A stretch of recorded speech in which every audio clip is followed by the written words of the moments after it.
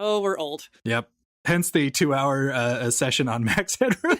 All of which will be cut or saved for a special...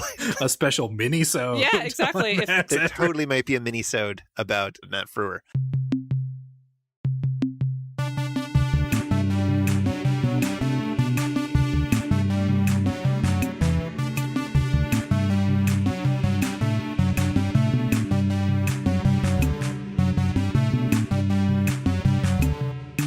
Our show is live. Yeah, super exciting. People seem to be listening to it. 1 or 2 people.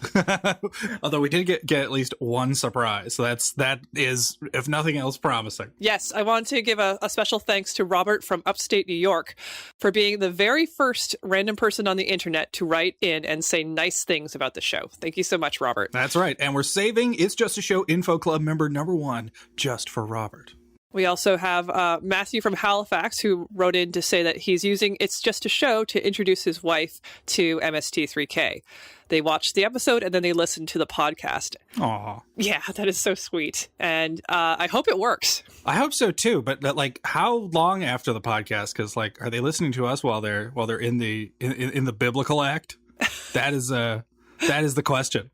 Because Sarah from Mississauga writes to us to say, among other things, that our voices are sultry. Oh. Now, I have it on good authority that my voice is the exact opposite of sultry, but I'll take it. I always describe my own voice as nasal. I really hope that you have a business card where one of the things listed is adenoidal. They're very big. Check out my noids. But yes, one of the things that Sarah from Mississauga writes in to tell us is that there was just too much Matt Damon bashing, and ends her letter with the quote, "I like the Potato Movie, okay?" I like Matt Damon. I have no problem with him. I just didn't think it had enough, hey, we're on an entirely new planet. Isn't that amazing? And just more about Matt Damon MacGyvering through the landscape. I totally thought we were going to keep our rating scale of is today's experiment better than The Martian, but I completely blanked last time we recorded. I will say I think this one is better than The Martian, but we'll get into that later. Oh my God, yes. So last episode, I was wondering what the make of Bart Fargo's car was. And Andrew from St. John's figured it out. Ooh. It's an Alfa Romeo Giulietta Sprint Speciale. It's a Sprint Speciale. It's Italian. Go figure. I saw that and I saw Alfa Romeo Giulietta Sprint Speciale and I was like, wait, weren't those like Italian movie stars that Scott Thompson and Dave Foley played on Kids in the Hall? And also, Rose in Philadelphia asks what our favorite episode is, which I think I could speak for all of us when I say it is KTMA Episode 3, Star Force Fugitive Alien 2. No question. Mm-hmm. And Trace from Minnesota writes in to say, great show, and that his name is pronounced Bull U. Sounds, I mean, I've never heard of a surname being said that way. Trace, are you sure you have it right? Hold on, though. I cannot contain my excitement when Trace actually wrote to us. I couldn't believe it was happening. I had 2 impulses at the same time. I wanted to leap in the air for joy, and I wanted to bury my head in the sand because, oh my God. Yeah, I think this is kind of like having somebody just say, listen, I've always liked you. It's that high school awkwardness. Your palms are sweaty. Mom's spaghetti. No, wait, that doesn't work. But just utter, oh God, it was like, because you don't really expect that sort of thing. We just kind of like tweeted at him that we mentioned him on the show, and the fact that he listened to it and got back to us and then like retweeted it and kind of gave us a shout out was the nicest thing. And further proof, as I think that we've seen that one Trace Beaulieu has always been a class act. And I am happy to report that It's Just a Show Info Club member number 2 is reserved specifically for Trace, which you can pick up from our local office. This time we looked at Season 4, Episode 4, Teenagers from Outer Space. First they came for Hot Topic, and I said nothing, for I was not a hot topic. Wait, this isn't a cautionary tale of a world overrun by teens? Derek is a space teen on the run because his boss is like a total dink, man. Said boss wants to drop off a shipment of carnivorous lobsters called gargons to graze on the Earth's resources until they're harvested for space McLobsters. Yes, this movie is about unethical farmers from outer space. I guess they work for Monsanto. Derek objects to this plan, ditches gargon duty, and flees into town. The space captain sends eager baddie Thor to capture Derek so the High Court can sentence him to torture. When we return to our planet, the High Court may well sentence you to torture. Torture! Luckily, everyone in town is willing to explain Earth customs and other basic facts to dudes who are clearly from another planet. Derek sublets a room from a landlord who would accept a hug or Canadian Tire money as recompense. Betty, the landlord's granddaughter, falls for Derek. Unbeknownst to them, Thor is on the trail and armed with a Mars Attacks ray gun that reduces its victims to a bleach-white skeleton. Meanwhile, a stray gargon has gone from lobster-sized to RV-sized, develops a high-pitched roar despite lacking vocal cords, and terrorizes the town. Derek and Betty electrocute the giant lobster from beyond the moon and subdue Thor. In the end, Derek sacrifices himself to prevent a gargon invasion. Betty weeps for Derek, and even now, can still hear the lobster screaming. Beth, that's what happened in the theater. But what happened on the Satellite of Love? Well, we begin with a joke that simultaneously dates the show and references the unsettling Milgram experiments, as Joel administers an electric shock to Tom and Crow whenever they say NBC Mystery Movie. In the invention exchange, Joel and the bots unveil a scratch-and-sniff report card whose scents evoke awkward memories of junior high. Meanwhile, the Mads rework a resuscitation doll that looks eerily like Tilda Swinton for a ventriloquist act. I want to go find some chicks! But Resusci, you is a chick! Segment 2 compares the kindly, guileless landlord played by bad movie staple actor Harvey B. Dunn to real-life landlords. Oh, and keep an eye out for the ghostly off-camera presence that surreptitiously removes the discarded cue cards. In segment 3, Joel and the bots jettison some snacks into space and sing the General Cinema snack theme as they float towards a space trash can. Segment 4, we're going to be talking about what happens in segment 4, but for now let's just say it includes a visit from a totally boss skull spaceship. In segment 5, the gang show off fashions inspired by the movie's creative use of duct tape, while Dr. Forrester takes Resusci-Annie, who, it is implied, might be more into chicks, on a date. Perhaps that's why she ends up keeling over. I will never tire of Trace Beaulieu saying, but Annie, you is a chick. This is a good episode. Like, the movie itself, it has the typical 50s problems of being kind of leaden-paced and a bit slow at points. But compared to something that had a much higher budget like Rocket Ship XM, this is a much more fun movie to watch. Oh, yeah. And, like, the effects, yes, obviously, they're really goofy, but they're endearing for that reason. Yeah, I thought, like, Rocket Ship XM was, like, toxically 50s with Lloyd Bridges as Colonel Floyd. But this movie is so endearingly 50s. Like, it buys into it buys into the hype that I associate with the present day and like the last few decades of people like romanticizing the period rather than like even what movies felt like Leave It to Beaver is not as wholesome as Teenagers from Outer Space. And it's to the point where I would not have been surprised, especially where like the only actor you recognize is the guy from Bride of the Monster. Like, I wouldn't be surprised if this was like a fake movie that Joe Dante made for Matinee. Like, it's really, really on the nose in terms of like what the 50s are like, and golly gee whiz, America. It's borderline parody at all times. Yeah, so the movie has a very, as we said, a kind of rose glasses version of Suburbia that was the ideal in the 50s of how to live. Everyone just has this innate sense of trust, and they are more than willing to pick up these strange-looking men and let them into their homes and cars, and they are willing to just assume that you're a good person and that you mean them no harm. It is really striking, particularly in the end where Betty calls, I guess, the local power plant and says, "Turn down the power!" And the man on the other line says, "Okay." I grew up in a small town, and I think so did you, Adam. Was trust in strangers something that you would say is endemic to small town life? Trust strangers? I didn't even trust my own family. Like, I wouldn't say that they're paranoid, but the way small town life works is that you know everybody and you have a long line of gossip on everyone in town that you can bring to the fore at any point. And the thing about strangers is you don't know who they are and you don't have that protective veneer of gossip to kind of situate them. So my experience, particularly if they were othered in any kind of way, you would not be that welcoming and open-armed about it. And I get the feeling that Harvey B. Dunn's character would have been less inviting if Derek had been, let's say, a black guy. And I think it's Crow that makes the reference to Levittown. Levittown, community of the future. Levittown was a planned community built in 1947. And basically, if you want a version of 1950s America, this is it. It was built in Long Island by Levitt and Son. And it became notorious, too, because they wouldn't allow any non-whites to buy houses there for a very long time. Oh, my God. And this is something that happened throughout the rise of suburbia, was the active pushing out of anyone who didn't look the way that they should. Yeesh. So there is a dark side to all of this. Yeah, I guess maybe that's the unsettling message of Teenagers from Outer Space, is that, we'll welcome anyone from any galaxy as long as they're white. Exactly. Oof.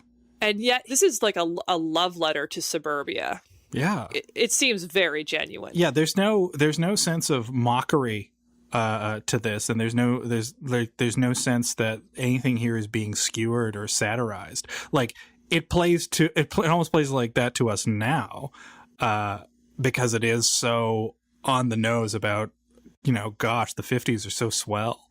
But that definitely wasn't the intention. This is a weirdly, lovingly made movie, which makes me like it all the more. Genuine. Because it has this sense of loving relationality that his planet didn't have, which is, maybe we should give some background for it. It doesn't have any women from the looks of it, and babies are born and raised by the state to become basically military figures. And he does have a father who ends up showing up at the end, but people in this species, I suppose, are not supposed to know who their parents are. Essentially, Derek falls in love with the suburbs. That's what makes him decide to offer up his life to save the town. Yeah, it's I would go so far as to say it's an achingly sincere movie about a monster lobster. So it's really, really endearing to watch. It's a lot of fun. I would have happily watched this movie without the riffing, because it's a perfect goofy sci-fi movie. It's super fun. It's really silly. Yeah, so I really wanted to give a shout out to, I think, the unnamed nurse, who is a total badass. At first I was just like, oh no, because she's wearing heels. And you do not wear heels if you are a nurse. You could just easily slip on some entrails. So they generally suggest that you go in flats.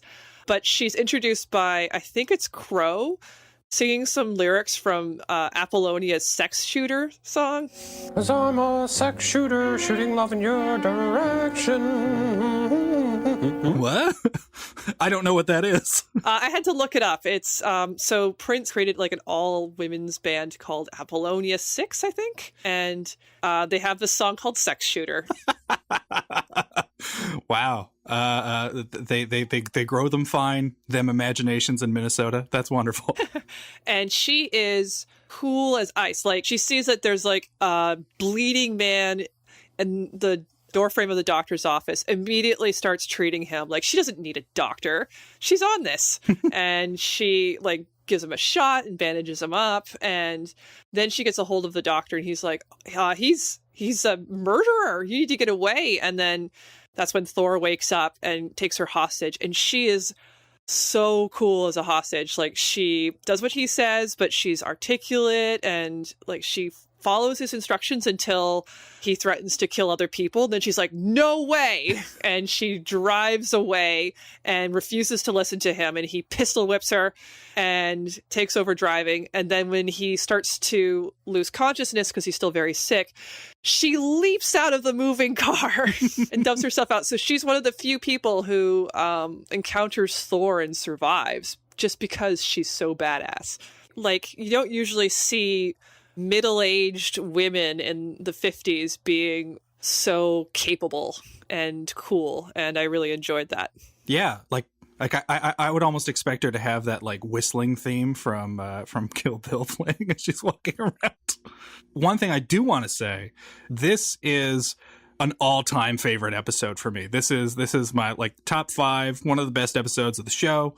I absolutely adore Teenagers from Outer Space. It has some great riffs. It's the perfect Mystery Science movie. And the host segments are all on point.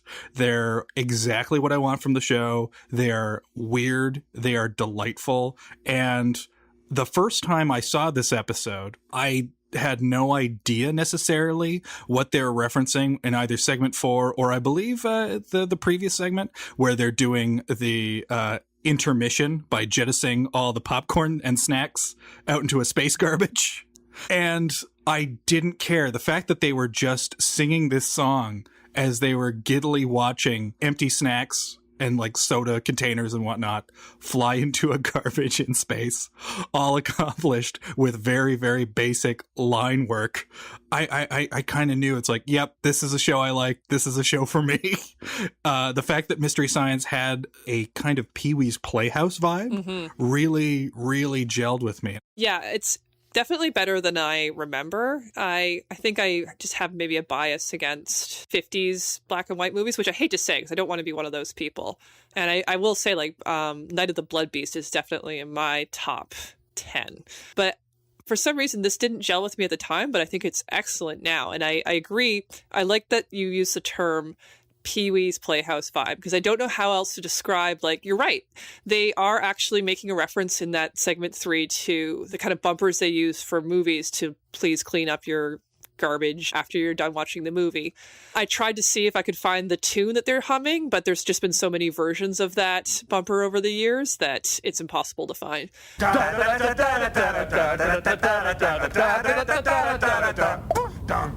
Let's throw it to the listeners. If any of you know what specific song they're singing, we'll put it in the show notes. And we'll give you a shout out. Yeah, if you can find Bart Fargo's car, you can find this song, can't you? Come on. A child in hospital is depending on your answer. And we put them there to motivate you. Yes, that's right. Millions more will be injured if you don't find out what this jingle is. But it doesn't matter. Like, even if you didn't get that reference, the fact that they're just gleefully celebrating trash in space and singing a song together, it's so gleeful. And it doesn't really matter that you don't get it. Segment 4, which is... maybe we should give a brief summary of what happens in segment 4. Oh, you want to try your best on that one? I will try my best. So we open and Tom and Joel are playing red or black, basically. Like, Tom's trying to guess what the card that Joel is holding up is. So they're just killing time. And then Crow is waxing about the state they're in, the loneliness of space, how they are just like a piece of food floating in the ocean, and neither Joel or Tom are really listening to him. And then it keeps going like this for a while, and you're wondering where all of this is going, and then Crow says, something's on the viewer, and we look outside, and there's this totally boss motorcycle skull spaceship that kind of stops for a minute and then drives by, and they all three of them get super excited, and there's like, what kind of music would you describe as playing in the background? I would say it's rockabilly. I would say that's like a fair kind of a take on it. I want to ask you this too, with that skull flaming space motorcycle thingy that's being driven out there, that we see loop by the Satellite of Love several times. Does it not look like a child made a Gwar album cover? Yeah, exactly. It's and the looping, like it cuts to the skull ship, and then cuts back to the reaction of Joel and the bots, and then does that 2 more times, like the same loop for no reason. And then they open the viewer because apparently the inhabitant of the rocket ship wants to say hello. And then it opens up and they're like, whoa. And it's just a skeleton, which I suppose is referencing the skeleton corpses in the movie. And he's floating there, and there's some red smoke floating up and some black mesh. You're like, what's going to go on? And then he kind of, after a little while, the skeleton kind of limply waves and then just falls to the ground. And then Joel and the boss are just like, that sucked. And that's the end of the sketch. It's such an anticlimax. You just have the little skeleton. I don't even think any noise is made. You just kind of see it limply waving, and it just collapses on the ground. And so we were going over this, and our producer Chris explained actually that Crow's little soliloquy was inspired by the beginning of the movie that was cut from the MST3K version, where a scientist is looking through a telescope and sees the approaching alien vessel that looks a lot like a drill. And he's not quite sure what he saw, and he starts waxing philosophical about their innate loneliness. He actually uses the line about being a piece of food in the ocean. It makes me realize how desperately alone the Earth is. Hanging in space like a speck of food floating in the ocean. Sooner or later to be swallowed up by some creature floating by. It's actually quite lovely. I'm wondering why they had to cut that, because it would have been a great intro to the Misty, I think. But that's where that comes from. But the rest of it? Yeah, I what I loved was that there was a note from Chris saying that segment 4 is referencing the opening of the movie, and I suppose you and I probably had the same thought, which was, oh, this will explain the sketch. No, sir. No, sir, it does not. I have to say, I liked the little moment with the two scientists where they just kind of wax philosophical about the state of humanity. I thought it was actually not badly written, which makes me wonder a little bit more about the producer of this movie, the creator, Tom Graeff, I think you would say his name is. So I ended up doing a bit of a digging up on this guy because I was curious how this happened. How do you make teenagers from outer space? And did this guy have a career afterwards? And looking it over, I found out that the answer was pretty much no, not really. Essentially, this was like an independent movie, and it was going to be this nice space movie that he wrote, produced, and directed, and probably catered. Oh yeah, and I forgot too, he plays Joe. He's the reporter in the movie, and I totally forgot. But yeah, he's the guy who masterminded this whole project. And I guess the most notable thing is that the reason that Derek, who I'm not going to say is the worst actor in the movie, but is definitely like neck and neck for whoever else would be there. The only reason Derek is played by the amazingly named, and sadly, it's a pseudonym, but the amazingly named actor David Love is because he was Groff's lover at the time. He loved David Love. I mean, he certainly looks like a lead man. Like, he's very handsome. So if you make him an alien, then the fact that he can't intonate properly is just part of the species. And you know what? That kind of plays like a strange benefit with the unusual way that Derek speaks. It almost kind of works to the movie's advantage, where it does sound like a guy who does not know English very well. And it turns out that according to, I don't know if I'd call it Tom Graeff's official website or a tribute website, but someone has amassed like a fair bit of information about the film at a website that'll be in our show notes, tomgraeff.org. Or rather, it's got a weird address. It's boymovie.tomgraeff.org. Why is it boy movie? Boy movie. Chris, I don't want to get a visit from my local FBI agent saying, "Excuse me, Adam, do you have an interest in boy movies?" Because I most certainly do not. Huh. I just checked, and there is also a tomgraeff.com. Oh, weird. Somebody's a fan.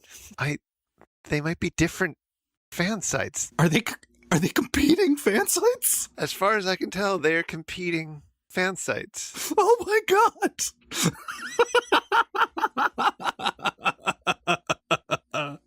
Yeah, because this guy's doing a documentary? Well, because, and maybe we should mention, and you might know a little bit more about this, Adam, than I do, but So this movie did not do well, and there was some kind of legal wrangling about it. And Tom Groff had basically put everything on this, his money, his reputation, and it flopped. And he kind of lost his mind for a little bit afterwards. He had a nervous breakdown. He thought he was Jesus Christ Returned. He wanted to change his name to Jesus Christ 2, and basically kind of fully hit the 60s and all of what that entails, and eventually ended up committing suicide, I believe. So it had a tragic end, which is really too bad because this movie is not perfect, but I think that shows that there was something there. Yeah, and I will say this, like, I'm just going to go down a limb and assume that he didn't invent the laser ray turns you into a bleach white skeleton that collapses to the ground. But it's pulled off. It's a cheesy effect, but it's pulled off really nicely. Like, it's always fun to see it happen. It's and when it first happens, it's genuinely shocking because the first thing that's killed in this movie is a small dog. Yeah, exactly. It's very shocking. Yeah, it's not only weirdly harsh for a movie of the 50s, it's weirdly harsh for this movie, which has, like, essentially all of the mean-spiritedness of your average Care Bears episode. Like, it's such a sweet and good-natured movie, which I think made me like it all the more. Like, there was something, it almost felt like, had I not known about Tom Groff, I would have just assumed that the town made the movie and everybody in the town loved each other. Like, it just has that feel. Like that this was like a small community project, but instead it was like the work of one man with a vision. One thing I do know about the financial issues that he had, and I'm not entirely sure, I believe it was the actor who played Thor. Thor was one of the investors in the movie. Oh, really? I didn't know that. Yeah, one of the actors, I believe it's Thor. There may be a postscript from Chris saying it's not Thor. I'm going to sneak in and say that most of the actors, except for Harvey B. Dunn, were financial backers of the film. Oh, I did not know that. But essentially, one of them in particular, and he was a baddie, had invested $5,000 into the movie apparently. And, he was taken to court afterwards. Tom Groff was taken to court. And this also played into his financial troubles. And apparently, this actor and Groff, like, they were best friends. They knew each other extremely well. So that's why getting $5,000 from the guy was not exactly difficult. But apparently this soured the relationship to the point where, like, they didn't even speak. Oh, that's so sad. Yeah, and I don't want to end things on a bummer. So I have a weird, maybe not uplifting note, but a weirdly nice note for the Tom Groff story to end on. So a lot of people celebrate, say, Ed Wood, to whom Tom Groff's movie Teenagers from Outer Space bears a certain resemblance, and also shares an actor, which we'll definitely go into, with the oeuvre of Ed Wood. And it's a fun story on the surface, and the movies themselves are fun to watch. And, it ends with this person going broke, and they never really recover from becoming destitute, as, Ed Wood's final days are also quite sad. But the tributes to these people are really loving, and they've kind of outlasted and eclipsed their real life stories. Like, everyone knows Ed Wood. One of the few Tim Burton movies that people can agree on is actually good. I will back up that. Yeah. Something Tim Burton has not made since, Ed Wood, a really good movie. Yeah. I would say that's probably, in my mind, the last good movie he made. Yeah. I mean, like, for a guy who started off, his first two movies were Pee-wee's Big Adventure and Beetlejuice? Come on. Should have been great. Oh, well. Anyway, Tim Burton, not so great now. But Ed Wood, celebration, and rather than showing you those, sad final days where he's like begging people for money and like strung out on alcohol and whatnot all the time, you just get the sense that it's like, well, you can't stamp Ed Wood. You can't just rain on his parade. You can't end his dream. He's going to make it someday. Like, the pluckiness of him as a person is front and center and never gets diminished in the story of his life, in the movie. And with Tom Groff, while less well known and certainly less prolific, there's a weird tribute to him in a TV show called Mission Hill. Did you ever watch that? No, I never did. Okay, so Mission Hill, it was a cartoon devised by Bill Oakley and Josh Weinstein, the other Josh Weinstein, not J. Elvis Weinstein, who participated in MST3K. And they were former showrunners of The Simpsons and like writers for The Simpsons during the 90s. And in the season finale of Mission Hill, two of the supporting characters on the show, were a projectionist and his husband. Their names were Wally and Gus.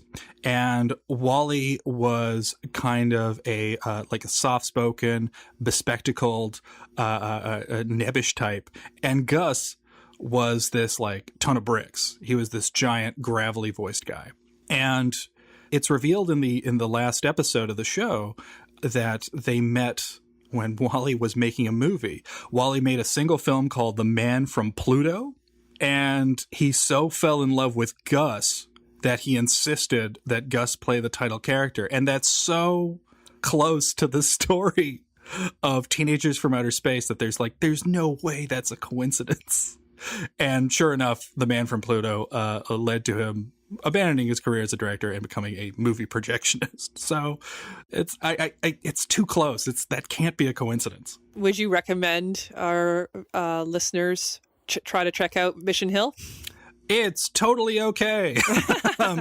Okay. It was perfectly fine. It had its moments. Yeah, I don't know. It's an animated series from people who did The Simpsons. So you know what? If you liked The Critic, chances are you might like this. So, Beth, there was something super, super familiar about Betty's kindly grandfather, and I just can't quite put my finger on it. Could you tell me what it is? He is extremely familiar to anyone who is even a casual viewer of Mystery Science Theater 3000, because he was in a lot of bad movies in the 50s and 60s. I'm actually surprised when I looked into his filmography that he didn't do more, because he just seems so familiar. He has an amazingly soothing and calming presence, and he's a good actor, relatively speaking. Oh, yeah. I totally agree. Like, I think that he has a reliable presence in the movie. Like, he's just a solid working character actor who happens to sound like what a cartoon sheepdog would sound like. Yes, exactly. And he was in, of course, Bride of the Monster. He was in a lot of Westerns. Oh, that makes sense. He was even in like some bigger movies like Sabrina. What? Yeah, he did, but he tended not to be credited. So in bigger movies, he was kind of just a background extra. Aww. Well, not an extra. Like he usually had lines, but he wasn't big enough to be credited in those shorter credit sequences that they had in the 50s and 60s. Yeah, that's like not uncommon for the time, even though like now if someone's not credited in a movie, it's super weird because you will see in modern movie credits, woman who sat at restaurant. Exactly. Oh, and he was also in another Ed Wood film, The Sinister Urge, which is in my top 10 without a doubt. Oh, that's a fantastic, fantastic episode. So for fans of MST3K, you probably know Harvey B. Dunn best from his parting lines in Bride of the Monster, where he says, "He tampered in God's domain." He tampered in God's domain. And I can't tell you how many times I laughed at that reference with episodes of MST I saw before seeing Bride of the Monster in either like MST or unmisted form. It was usually like Trace doing the voice. It was usually someone would go, "Oh, he tampered in God's domain." Like that would just make me laugh every time. Yeah, because they gave it like a Minnesotan kind of spin on it. Yeah, like as folksy as he sounds in the movie, like that just got amped up with each successive impression of him to the point where I for a while I misremembered He Tampered in God's Domain as being part of a weird short that they watch in season 6 about, or season 5 or 6 about railway safety, because there's a great line in that short where a guy who sounds exactly like Harvey B. Dunn goes, "Why won't they look?" Yeah. They love that line too. Oh God, yes. That's also, when we get to that episode, that's one of my favorite sketches, which is where Crow keeps popping in wearing a literal pencil mustache. He just has a pencil taped to his beak and keeps popping off that line. Another interesting fact about Harvey B. Dunn is that he only had 9 fingers. And this apparently caused him a lot of grief because eventually he got printed cards made to put out to people who asked why he had a missing finger. And it goes a little something like this. The story of my finger cut off July 18th, 1908. Caught in a cogwheel of a printing press at the Press and Decoton office, Yankton, SD, while working around the press. Attending physician Dr. Morehouse. I did not sue for damages. I can write just as well now, if not better, than before the incident. The stub of the finger has the tendency to melt in summer and freeze in winter. I swear this is a true statement to the best of my knowledge. Sincerely yours, Harvey B. Dunn. Oh, wow. I just think it would be perfect if there was like an audio recording of that. It's like, I did not sue for damages. Like, it would be perfect from his little sheepy weepy voice. Is there anything that you would like to have put on a card so you don't have to keep repeating it ad nauseum, Adam? Okay, so I am a mutt in terms of my ethnicity. My blood is a mixture of Lebanese and British, and I was born and raised in Newfoundland. And so now people stop me all the time and ask me if I am Italian or Jewish, and I always have to say neither. So in a weird way, I think perhaps the most useful thing to have would not be a card that says I'm Lebanese, but just a card that says no. And I think we should all carry those on us at all times. It's just safer that way. For me, it would also be something associated with my appearance. I am very tall, especially for a woman. I'm 6 feet tall. And wait, Beth's a woman? No one told me this. I should also mention that in terms of averages, I am taller than the male average, too. It gets a lot of comments from strangers who don't have good sense of boundaries. Boo. I had a boss for a little while who wouldn't talk to me unless I was sitting down. He found the fact that I was so much taller than him a little threatening. What? I would love to just have a card that said, yes, I am tall. Thank you for pointing it out to me, citizen. Yes, I used to play basketball. Yes, it is hard to find clothes that are long enough sometimes. And, I realize that being called tall is completely neutral and in some cases could even be considered a compliment, but it's really disconcerting to just be minding your own business, walking down the street, and then somebody just starts talking to you about something that you can't do anything about, and you're not sure how you're supposed to react to that. It just reminds you that you're standing out in a way that you have no control over. Well, Beth, I have 2 suggestions, because one, that sounds like that card is going to be the size of a billboard. I suggest that either you too take a card that just says no, or perhaps you take a card that just says fuck off. Do you want to talk about some Resusci-Annie? Oh my God, yes, because Annie, you is a chick. Resusci-Annie, I just kind of assumed was a joke for the show. I didn't think that CPR mannequins had a name. But Resusci-Annie is like the brand name for a CPR mannequin. It's like calling, adhesive strips Band-Aids, or referring to a TV dinner as a Swanson, as we did in my house. And probably, I'm sure if I was born at a later date, we'd call them Hungry Man, because you all want a solid pound of sodium. Or lean cuisine. Ooh, dare I dream of lean cuisine? You too can have a microwaved but still not fully cooked carrot go down your throat, along with a tasty rice dish. But Resusci-Annie, as it turns out, is based on a death mask. Oh. Yeah. Apparently. Okay, so there was a death mask that was made allegedly of a woman who drowned in the River Seine. So yeah, it's known as L'Inconnu de la Seine. And so there was this death mask made, but if you see the actual death mask, this kind of porcelain bust or whatever it is, which will be in the show notes, this face is smiling. It's almost kind of a blissful smile. And not to be gross, but anybody who knows about drowning would know that, you would become bloated. Your face would be distended. You would not have this sort of peaceful reverie on your face. So the origin of the face of Resusci-Annie has been subject to debate.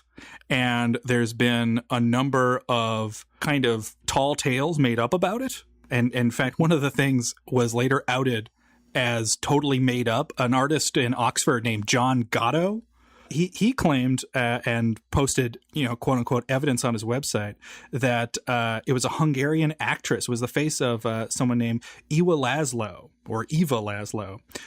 who was murdered by her lover.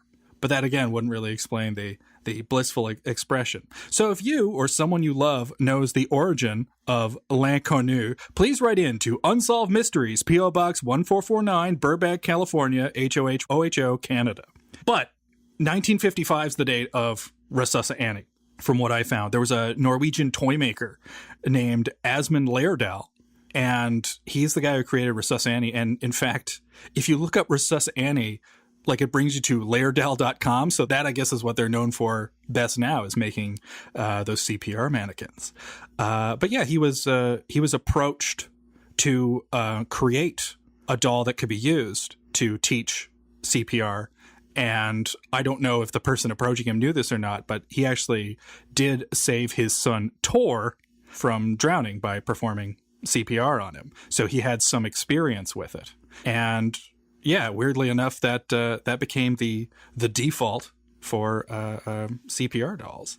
I have a working theory that it was anticipating Tilda Swinton, and now she's been realized in the flesh. So how many CPR mannequin sacrifices to the local pagan god did there have to be before Tilda Swinton walked the earth? Many. When there's no more CPR mannequins in hell, Tilda Swinton will walk the earth.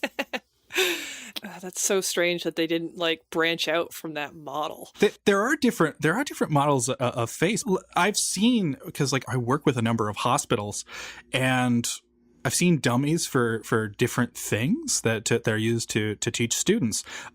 There's one in particular at the medical school that I usually work for that bears an uncanny resemblance to late period Johnny Carson, which I'm not going to lie to you. Sometimes when the lights are out, I just kind of put him in a chair and pretend to be Burt Reynolds, telling my amusing anecdotes on a gurney and reenact his Playboy poses. I actually didn't know that you had a lot of contact with dolls, both CPR and otherwise. That's an unfortunate sentence.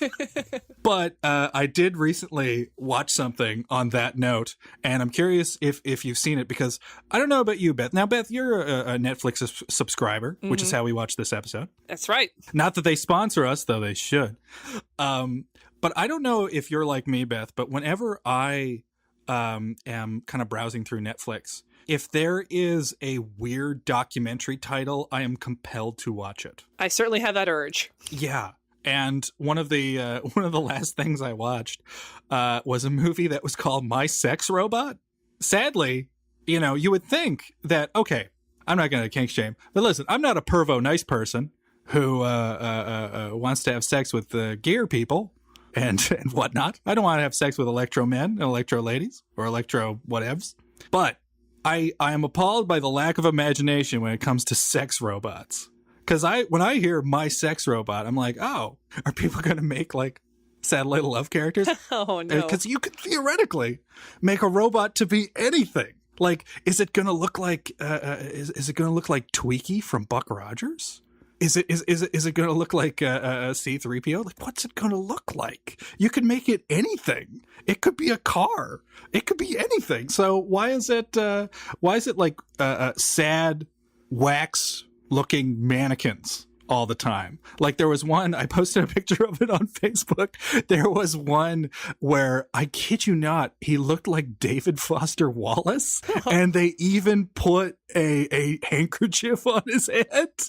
All right. So your description of possible satellite of love sex dolls is making my observation that Tom Servo had flesh-colored hands in this episode all the more creepy. Ooh. Is there any explanation for this? Because I didn't remember this until I rewatched the episode, and I immediately went, I pulled back from the TV in disgust. Okay, so the mechanics of the uncanny valley, the way it apparently works, is the more that non-human artificial creations come to the human, the creepier they get. So like androids and whatnot can be very creepy. That is the word for it. The response that humans have to this creation is creep. And Tom Servo does not look like a human being by any stretch of the imagination, but as soon as they gave him flesh-colored hands, I was just like, ugh, no. Yeah, because like by giving him human mitts, maybe my mind is just sinister. I can't say for sure, but like I saw those, and in the back of my head, all I thought was, "Oh God, Tom Servo has murder hands."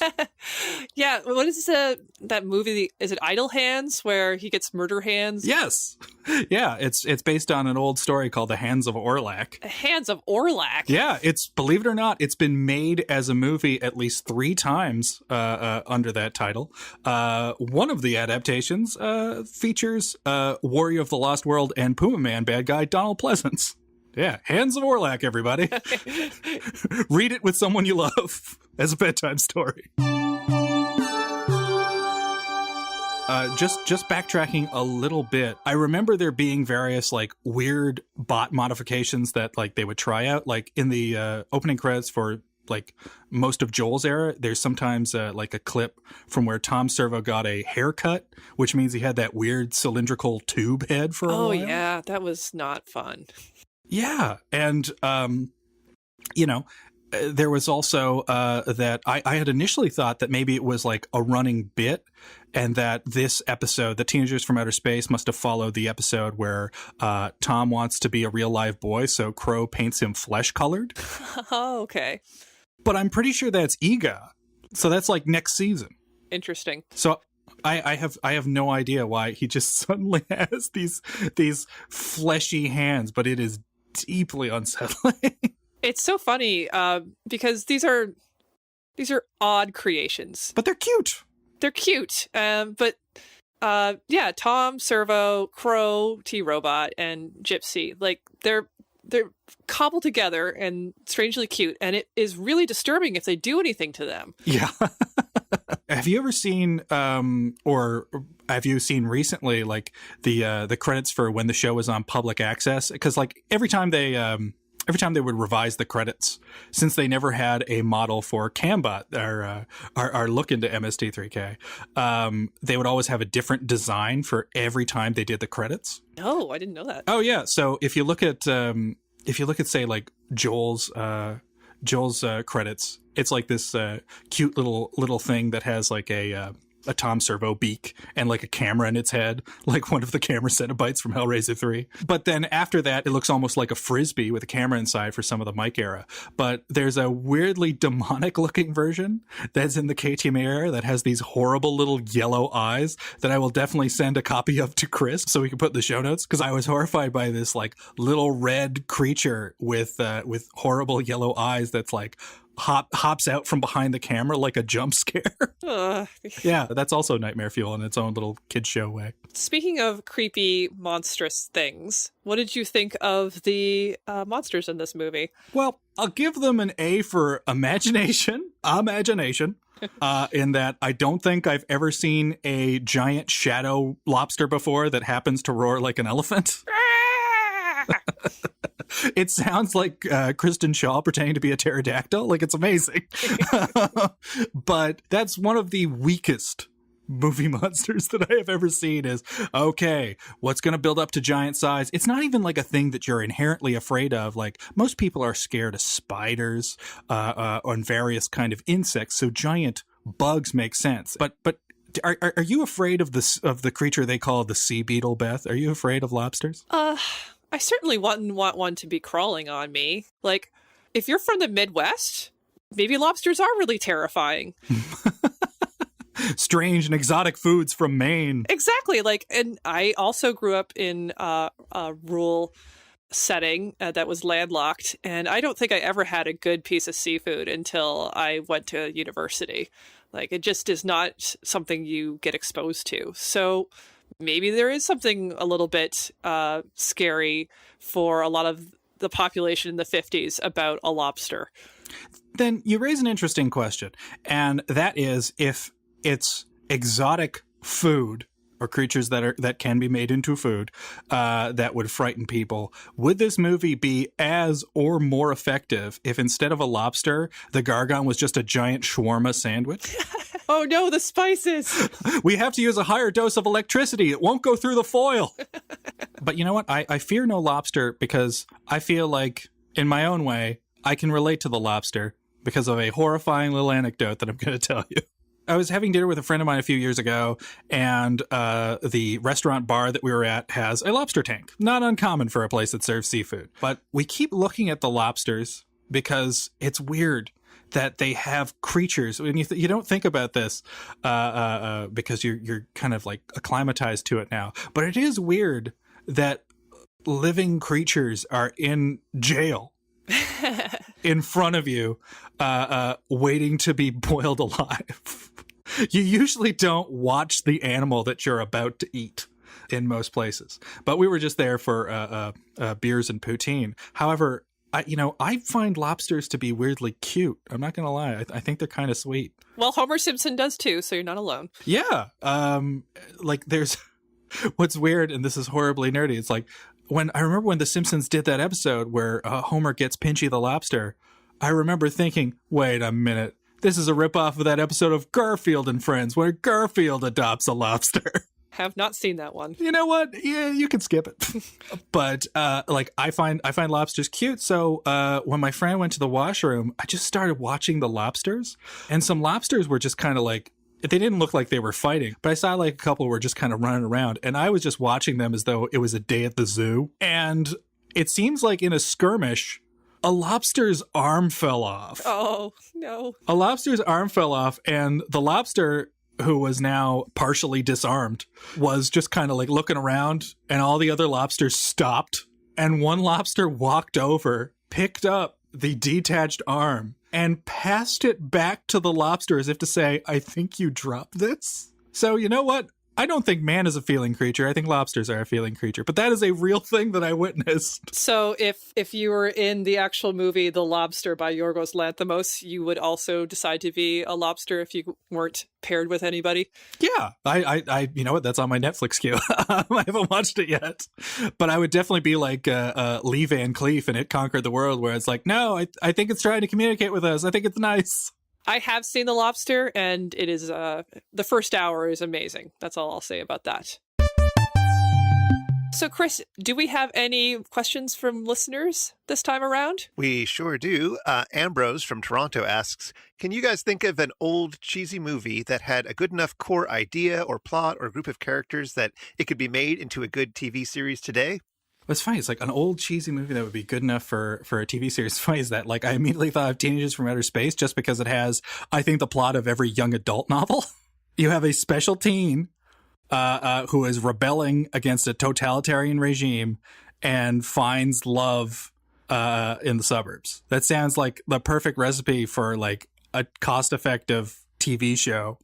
And certainly would be like the plot of a young adult novel, but a cheesy movie that would make a good show.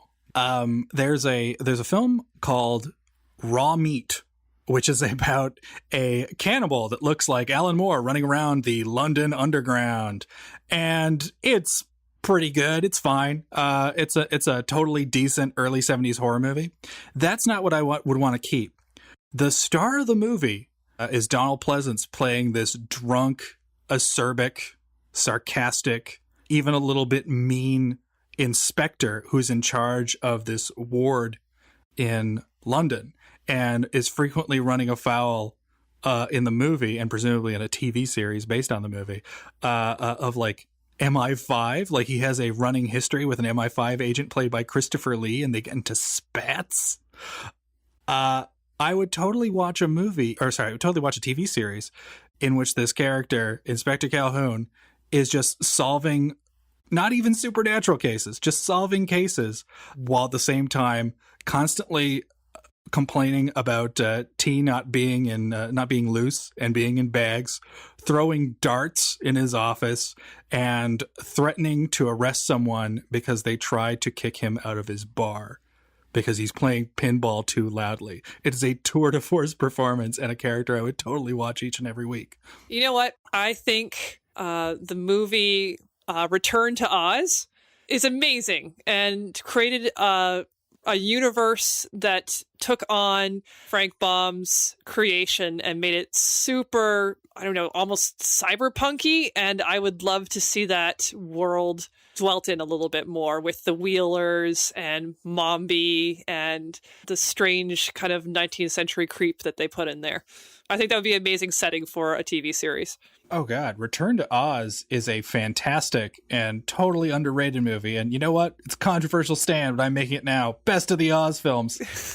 Take that, MGM and your Lollipop Brigade. That's right, Sam Raimi's Return to Oz. Or not Sam Raimi's Return to Oz, Sam Raimi's, I don't know, The Wiz? I forget what that was called. The one with James Franco. Throw that in the dumpster. Adam, that movie is Oz the Great and Powerful. That movie is Oz the Great and Powerful. And man, that movie sucks. Don't allow anyone to see it. Sam Raimi, I'm calling him out. I want him to deliver either A, public apology for Oz the Great and Powerful, or B, a definitive sequel to Darkman. I'll accept either. Yeah, Return to Oz is great, and it has that wonderful. I think is this Mombi the wonderful Kate Bush witch who collects people's heads. That is exactly Princess Mombi. Oh, love it! And the only way in which Return to Oz pales to the original is that somehow the special effects in creating a Scarecrow, a Lion, and a Tin Man are worse in the 80s than in like 1939. Well, they used what I have to assume to be some kind of Muppet as opposed to just humans in costumes. So yeah, there was like animatronic effects, but like Scarecrow in particular looks really, really derpy. Yeah, he does. But TikTok is incredible. Oh, TikTok rules. I don't even know how they managed that, but he looks like an actual mechanical man. Yeah, and like, why is no one in the My Sex Robot talk making a TikTok? That's the question. Don't you want to have sex with like a clockwork Wilford Brimley? I know someone must. If you've been affected by the issues on this show, or if you found that specific pre-film snack jingle, or if you'd like to ask Beth and Adam a random question, get in touch with us. Email us at info@itsjustashow.com, visit our website at itsjustashow.com, or we're on Twitter at itisjustashow. We'd love to hear from you. And if you want to follow up on anything that was mentioned on this episode of It's Just a Show, you'll find links in our show notes at itsjustashow.com/episode/3. Okay, Beth, Adam, good news. I finally heard back from the High Court. Really, really nice guys. Not nearly as uptight as Thor made them out to be. Anyway, the High Court has decided to sentence you to future war. That's season 10, episode 4. Some people say it's one of the 10 best episodes of Mystery Science Theater of all time. So that sounds a lot better than, torture. Huh. Have you seen this episode? Probably. I vaguely, when I hear that word, I think of dinosaurs. I think this movie had dinosaurs. Yeah, I think this is a cheap dinosaur movie, and I think this is one of the more recent movies featured on the show, like something from the mid or early 90s. Right. But I've never seen this. Yeah, I think, thinking about it more, I'm pretty sure it's a Terminator ripoff of some kind that also adds dinosaurs. But beyond that, I can't tell you any more about it. But I'm looking forward to it. We haven't done a sci-fi era episode yet. Yeah, and Terminator with dinosaurs sounds like a great movie. What could they possibly riff on there? I also have not seen this episode, so I'm excited to see it. It's from 1997. That must be the most recent movie they've ever done. Direct-to-video sci-fi film about an escaped human slave fleeing his cyborg masters and seeking refuge on Earth. Yes, he is being pursued by cyborg slavers and dinosaurs that they use as trackers. Oh my god. This might be too much. This sounds like the greatest movie ever made. Can we just watch Future War on its own? You can do whatever you'd like, but right now you should probably say goodbye until next time. Goodbye, everybody. Until next time, which is probably 2 weeks from now, unless you're binge listening to this, in which case the next episode's going to come right away. So forget everything I said. I live in you always. Oh, wait, that sounds gross.